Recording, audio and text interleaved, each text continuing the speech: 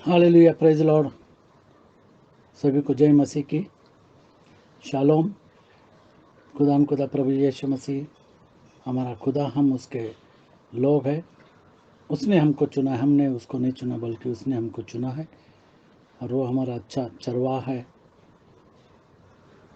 इसके लिए हम खुदा प्रभु यीशु मसीह को धन्यवाद देते हैं, क्योंकि उसने कहा कि केवल मैं ही दरवाज़ा हूँ, मुझे छोड़ और कोई दरवाज़ा नहीं। और हमारा स्वर्ग का दरवाज़ा केवल खुदा प्रभु यीशु मसीह के द्वारा जाता है। आइए हम दुआ करें। खुदा प्रभु यीशु मसीह, फिर एक बार इस समय के लिए धन्यवाद देते, तेरे नाम को हम ऊंचा उठाते हैं। खुदा तो अब्राहम का खुदा, इज़ाक का खुदा और याकूब का खुदा, जो था, जो है और जो आने वाला है। और तू कहता है कि अब्राहम से पहले मैं हूँ। इसके लिए तुझे धन्यवाद देता है कि तू वही खुदा जो पुराने नियम में था, नए नियम में आया, और हमारे पापों के लिए तूने, हमारे उद्धार के लिए बलिदान, अपने आप को तूने क्रूस पर चढ़ाया। तू मारा गया, तू गाड़ा गया, तीसरे दिन तू मुर्दों में से जी उठा, और तू जीवित परमेश्वर है। इसके लिए धन्यवाद। फिर एक बार अपने आप को हम तेरे हवाले करते हैं, प्रभु यीशु मसीह के नाम से मांगते हैं, आमीन आमीन। यीशु तू है महान। खुदा प्रभु यीशु मसीह का जय जयकार हम करते हैं।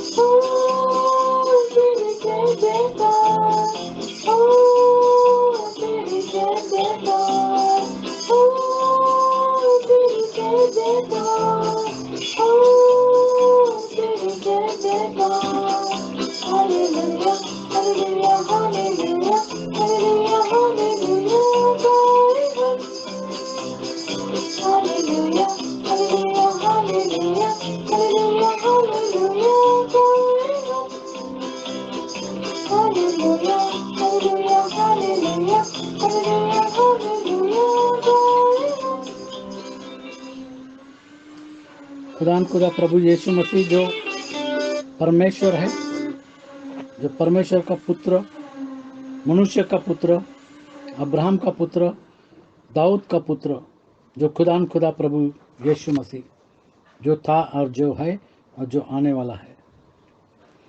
उसने कहा कि मैं बहुत जल्द आता हूँ, मैं शीघ्र आता हूँ। और उसकी कलीसिया है वो कहते हैं कि मारानाथा, जल्दी आ। हम देखते हैं पहला शमूएल 16 अध्याय और 1 और 2। और यहोवा ने शमूएल से कहा, मैंने शाऊल को इज़राइल पर राज्य करने के लिए तुच्छ जाना है। और परमेश्वर ने शाऊल को इज़राइल पर राज्य करने के लिए तुच्छ जाना, क्योंकि उसने यहोवा के बातों को नहीं माना। और परमेश्वर शमूएल से कहता है कि तू कब तक उसके विषय में विलाप करता रहेगा। अपने सींग में तेल भर और उसमें तेल भर के चल, मैं तुझको बैतलहमी यिशै के पास भेजता हूँ, क्योंकि मैंने उसके पुत्रों में से एक को राजा होने के लिए चुना है।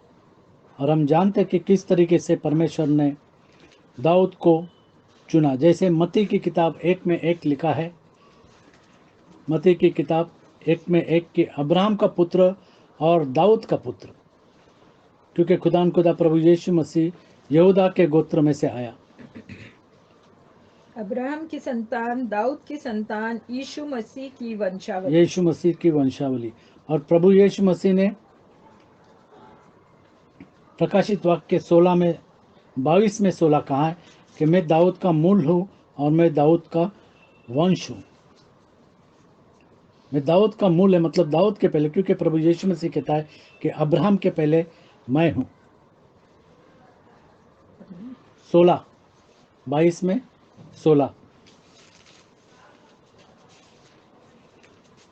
22:16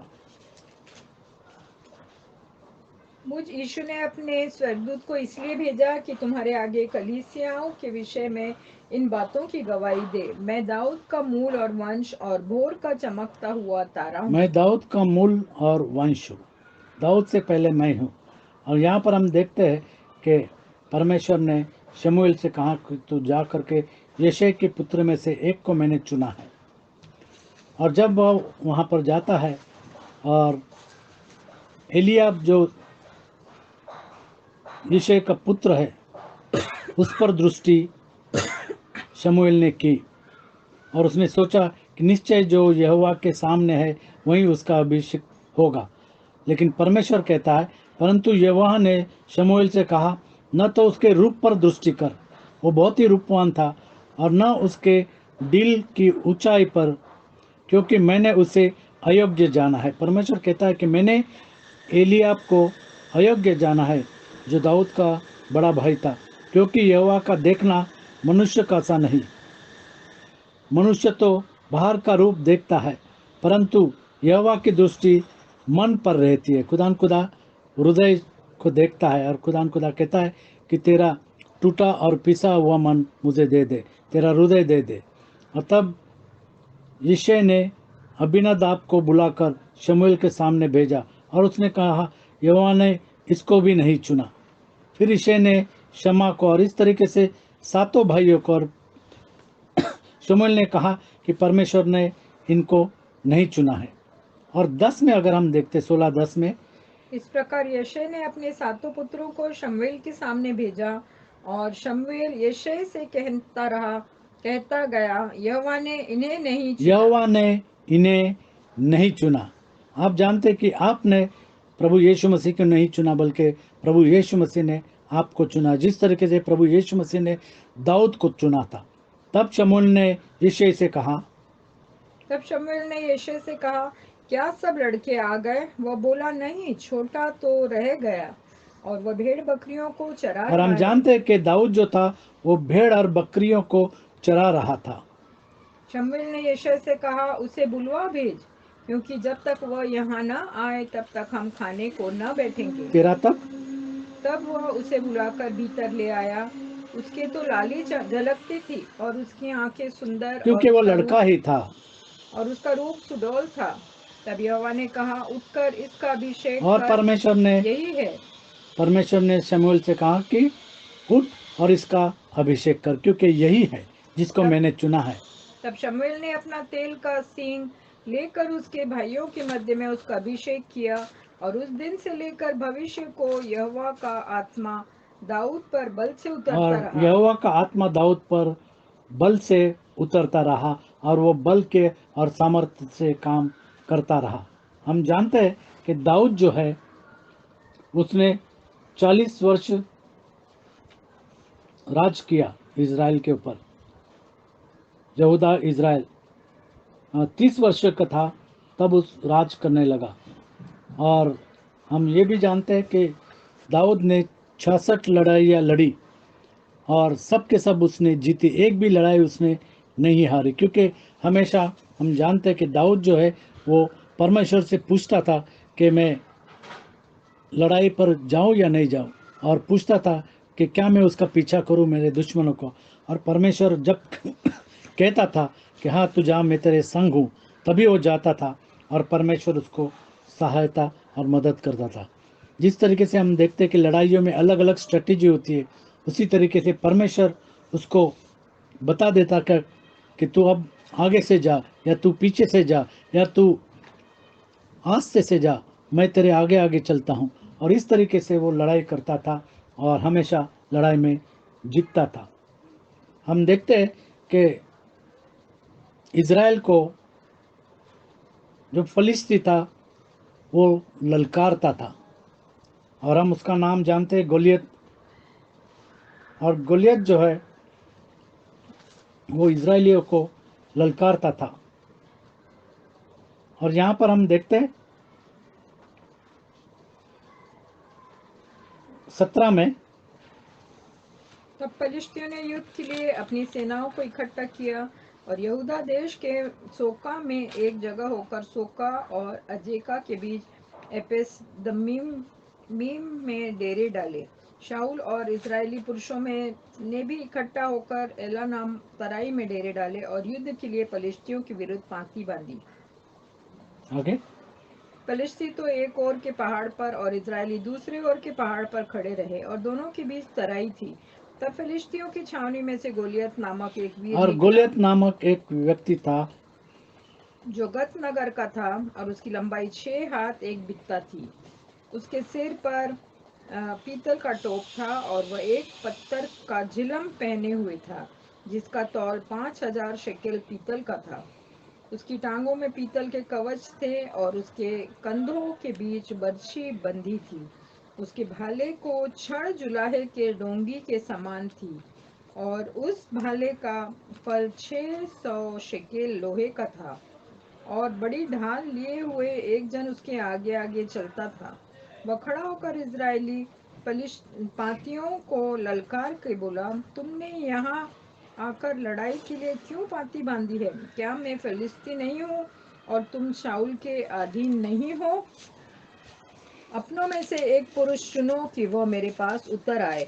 यदि वह मुझसे लड़कर मुझे मार सके तब तो हम तुम्हारे अधीन हो जाएंगे, परंतु यदि मैं उस पर प्रबल होकर मारूं तो तुमको हमारे अधीन होकर हमारी सेवा करनी पड़ेगी। और यहाँ पर हम जानते कि हर रोज गोलियत जो था वो ललकारता था। और 34 में हम देखते, 17 में 34, दाऊद ने शाऊल से कहा, तेरा दास अपने पिता की भेड़ बकरियां चराता था, और जब कोई सिंह या भालू झुंड में से मेमना उठा ले जाता, तब मैं उसका पीछा करके उसे मारता और मेमने को उसके मुंह से छुड़ा लेता। और मेमने को भालू के और सिंह के मुंह से छुड़ा लेता था। और जब वह मुझ पर हमला करता, तब मैं उसके केश को पकड़कर उसे मार डालता था। तेरे दास ने सिंह और भालू दोनों को मारा है, सिंह और भालू दोनों को मारा है।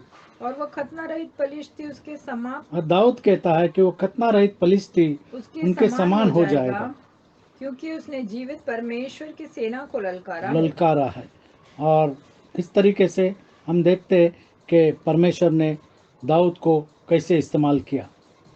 45 में दाऊद ने पलिश्ती से कहा, तू तो तलवार और भाला और सांग लिए हुए मेरे पास आता है, परंतु मैं सेनाओं के यहोवा के नाम से तेरे पास आता हूँ, जो इजरायली सेना का परमेश्वर है, और उसी को तूने ललकारा है।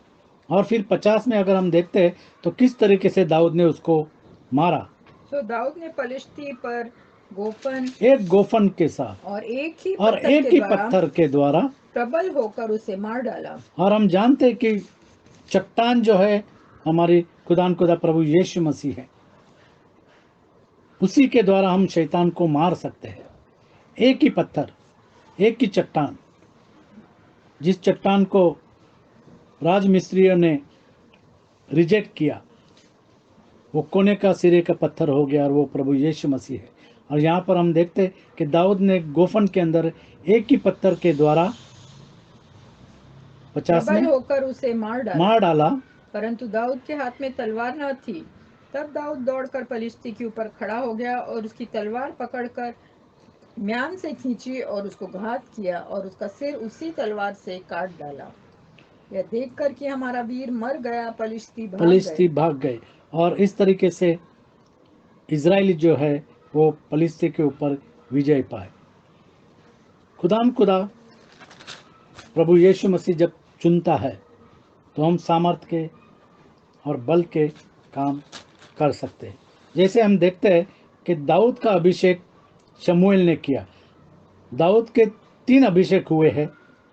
पहला अभिषेक शमूएल ने किया, जैसे हमने पढ़ा कि 12 में 13 में शमूएल ने अपना तेल का सिंग लेकर उसके भाइयों के मध्य में उसका अभिषेक किया, दाऊद का अभिषेक किया। पहला अभिषेक दाऊद का हुआ। और दूसरा अभिषेक, दूसरा शमूएल 2 में 4, दूसरा शमूएल 2 में 4, दाऊद का यहूदा का राजा करके उसका अभिषेक किया। अभियाव बांधो और पुरुषार्थ करो, क्योंकि तुम्हारा प्रभु शाऊल मर गया है और यहूदा के घराने ने अपने ऊपर राजा होने को मेरा अभिषेक किया है। दाऊद का अभिषेक इस तरीके से यहूदा में किया, यहूदा का राजा बन गया। और तीसरा अभिषेक हम देखते हैं दूसरा शमूएल 5 में 3, समस्त इजराइल का राजा दाऊद बन गया, समस्त इजराइल का राजा। अतः सब इजरायली पुरनिय हेब्रोन में राजा के पास आए, और दाऊद राजा ने उनके साथ हेब्रोन में यहोवा के सामने वाचा बांधी, और उन्होंने इजराइल का राजा होने के लिए दाऊद का अभिषेक किया। इजराइल का राजा होने के लिए दाऊद का अभिषेक किया। इस तरीके से दाऊद के 3 अभिषेक हुए। और जब परमेश्वर ने दाऊद को चुना, हम पढ़ते हैं दूसरा शमूएल 7वां अध्याय और 8 से लेकर के 17 तक। दूसरा शमूएल 7वां अध्याय और 8वीं आयत से लेकर के 17वीं आयत तक। इसलिए अब तू मेरे दास दाऊद से ऐसा कह, सेनाओं का यहोवा यूं कहता है कि मैंने तो तुझे भेड़शाला से और भेड़ बकरियों के पीछे पीछे फिरने से इस मनसा से बुला लिया कि तू मेरी प्रजा इजराइल का प्रधान हो जाए, और जहाँ कहीं तू आया गया वहाँ मैं तेरे संग रहा, और तेरे समस्त शत्रुओं का तेरे सामने से नाश किया है। और हम जानते हैं कि दाऊद ने 66 लड़ाइयाँ लड़ी और सभी की सभी लड़ाइयाँ उसने जीती। फिर मैंने तेरे नाम को पृथ्वी पर के बड़े बड़े लोगों के नामों के समान महान कर दूंगा, और मैं तेरा नाम महान कर दूंगा, परमेश्वर ने और कहा। मैं अपनी प्रजा इज़राइल के लिए एक स्थान ठहराऊंगा और उसको स्थिर करूंगा कि वह अपने ही स्थान में बसी रहेगी और कभी चलायमान न होगी, और कुटिल लोग उसे फिर दुख न देने पाएंगे जैसा कि वे पहले करते थे। वरन उस समय से भी जब मैं अपनी प्रजा इज़राइल के ऊपर न्यायी ठहरता था, और मैं तुझे तेरे समस्त शत्रुओं से विश्राम दूंगा। यहोवा तुझे यह भी बताता है कि यहोवा तेरा घर बनाए रखेगा, यहोवा तेरा घर बनाए रखेगा, और जब तेरी आयु पूरी हो जाएगी और तू अपने पुरखाओं के संग सो जाएगा, तब मैं तेरे निज वंश को तेरे पीछे खड़ा करके उसके राज्य को स्थिर करूंगा। और उसके राज्य को स्थिर करूंगा। और हम जानते हैं कि प्रभु यीशु मसीह यहूदा के गोत्र से आ गया, क्योंकि दाऊद का राज्य परमेश्वर ने कहा कि मैं स्थिर कर दूंगा, और मेरे इसके वजह से यहूदा के गोत्र में से प्रभु यीशु मसीह आया। मेरे नाम का घर वही बनाएगा, और और मैं उसकी राजगद्दी को सदैव स्थिर उसकी रखूंगा। राज गद्दी को सदैव स्थिर करूंगा। मैं उसका पिता ठहरूंगा और वह मेरा पुत्र ठहरेगा। मैं उसका पिता ठहरूंगा और वह मेरा पुत्र ठहरेगा। यदि वह अधर्म करे तो मैं उसे मनुष्यों की योग्य दंड से और आदमियों की योग्य मार से ताड़ना दूंगा, परंतु मेरी करुणा उस पर से ऐसे न हटेगी जैसे मैंने शाऊल पर से हटा ली थी और उसको तेरे आगे से दूर किया था। वरन तेरा घराना और तेरा राज्य मेरे सामने सदा अटल बना रहेगा, तेरी गद्दी सदैव बनी रहेगी। और तेरी गद्दी सदैव बनी रहेगी, जैसे प्रभु यीशु मसीह उसके गोत्र में से आया और वो सदैव बनी रहेगी। इन सब बातों और इस दर्शन के अनुसार नातान ने दाऊद को समझा दिया। और नातान ने दाऊद को समझा दिया। जिस तरीके से हम देखते हैं कि प्रभु यीशु मसीह का राज्य सार्वकालिक राज्य है, वो हमेशा रहने वाला राज्य है। हम देखते हैं कि बड़े बड़े राज्य आके गए लेकिन वो खत्म हो गए, इज़राइल का राज अभी तक है। उसी तरीके से दाऊद का राज्याभिषेक हुआ और उसी के गोत्र में से प्रभु यीशु मसीह आया, और प्रभु यीशु मसीह का राज्य हमेशा के लिए रहेगा, सदा के लिए रहेगा। और हम जानते हैं कि जो गलियात के ऊपर दाऊद ने विजय पाया, और गलियात के सिर के ऊपर एक पीतल का टोप था और उसके पास झिलम थी, और उसके पास सब कुछ पीतल का, मतलब बहुत भरभक्कम कवच थे, और कंधों के बीच बर्छी बंदी थी, और उसकी तलवार और उसके भाले और उसकी ढाल। लेकिन खुदा हमसे क्या कहता है, हम जानते हैं। इफिसियों की किताब 10:6 और 10 से आगे। इफिसियों की किताब 6 अध्याय और 10 से आगे।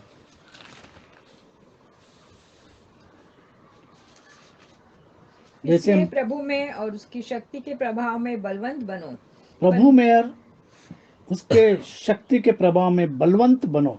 परमे खुदा चाहता है कि जिस तरीके से दाऊद बलवंत बना, हम भी उसी तरीके से बलवंत बने। परमेश्वर के सारे हथियार बांध लो, परमेश्वर के सारे हथियार बांध लो कि तुम शैतान की युक्तियों के कि सामने तुम खड़े रह शैतान की सको। युक्तियों के सामने खड़े रह सको, क्योंकि हम जानते हैं कि शैतान एक गरजने वाले सिंह की नाई वो देख रहा है कि वो किसे फाड़ खाए, और जो फाड़ता है उसी को हम फाड़ सकते हैं। जिस तरीके से दाऊद ने और जिस तरीके से शमशोन ने उस शेर को फाड़ा, हम शैतान को भी उसी तरीके से फाड़ सकते, क्योंकि खुदा का सारा हथियार हमारे पास रहेगा। जब हम परमेश्वर को हमारे ज़िंदगी में लाते, प्रभु यीशु मसीह को हमारे ज़िंदगी में लाते, खुदा उसका सारा हथियार हमको देता है। क्योंकि हमारा यह बलयुद्ध लहू और मांस से नहीं, परंतु प्रधानों से और अधिकारियों से और इस संसार के अंधकार के हाकिमों से और दुष्टता की और उस दुष्टता की आत्मिक सेनाओं से है जो आकाश में है।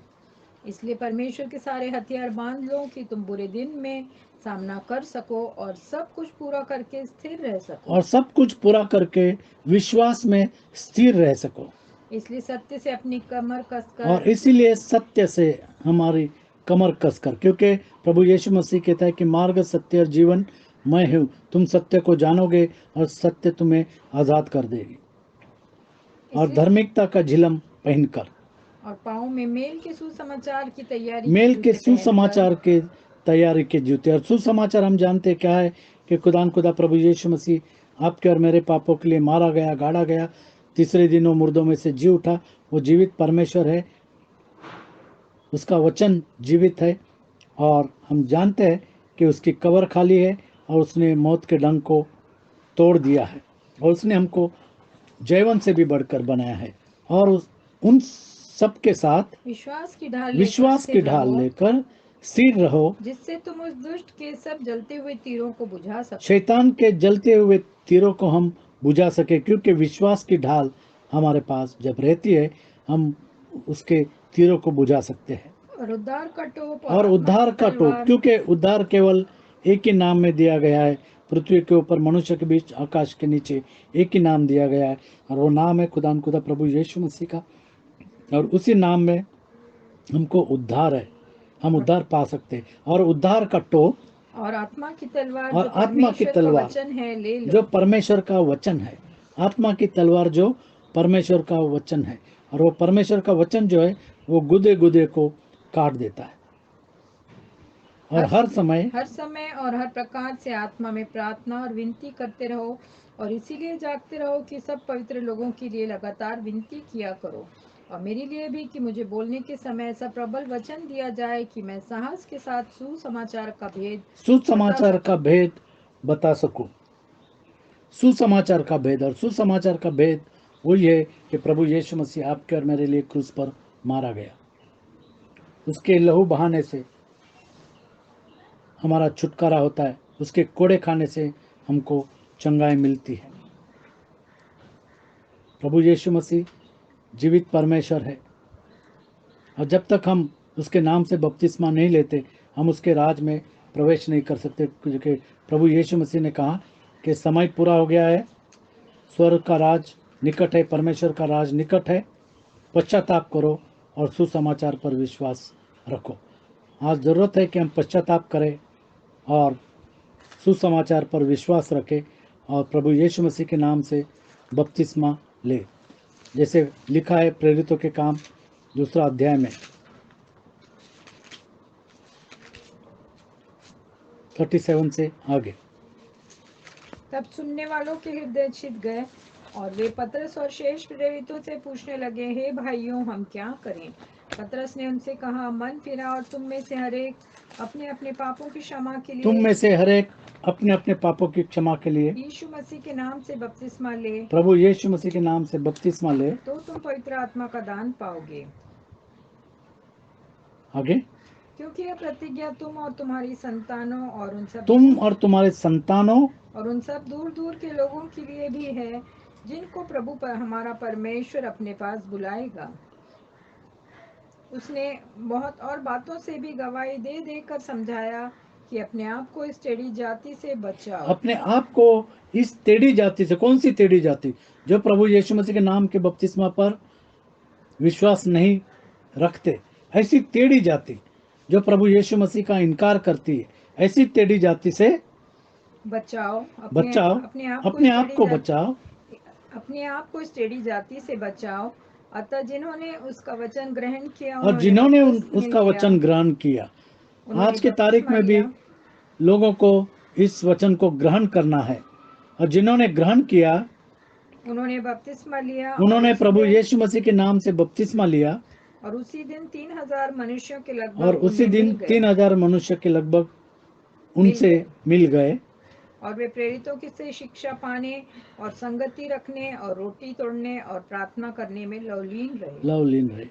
इसी तरीके से आज जरूरत है कि हम इस डॉक्ट्रिन के ऊपर विश्वास रखें, प्रभु यीशु मसीह के नाम के बपतिस्मा के ऊपर विश्वास रखें और जल्द से जल्द जिन्होंने नहीं लिया वो प्रभु यीशु मसीह के नाम का बपतिस्मा ले।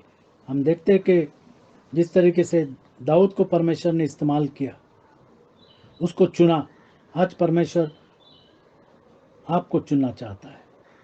क्या आप परमेश्वर के वचनों पर विश्वास रख के प्रभु यीशु मसीह के नाम से बपतिस्मा लेने को तैयार हैं? रीना से कहूँगा कि दुआ करो।